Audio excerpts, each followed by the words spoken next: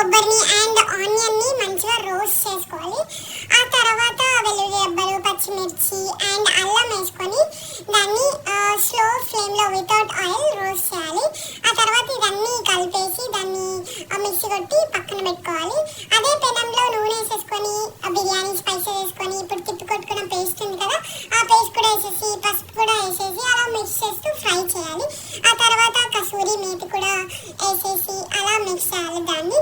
ఆ తర్వాత ఆయిల్ తేలిన తర్వాత మనం కారం, ధనియాల పౌడర్, గరం మసాలా అండ్ తగినంత ఉప్పు వేసేసుకొని దాన్ని కూడా ఒక 5 minutes స్లో ఫ్లేమ్లో ఆ మసాలా అంతా వేగే వరకు రోస్ట్ చేయాలి. ఆ తర్వాత కడిగి పెట్టుకున్న మిల్ మేకర్ కూడా వేసేసి దాన్ని కూడా మంచిగా మిక్స్ చేస్తూ ఆ మసాలా అంతా మిల్ మేకర్కి అంటుకోవాలన్నమాట, అలా మిక్స్ చేయాలి.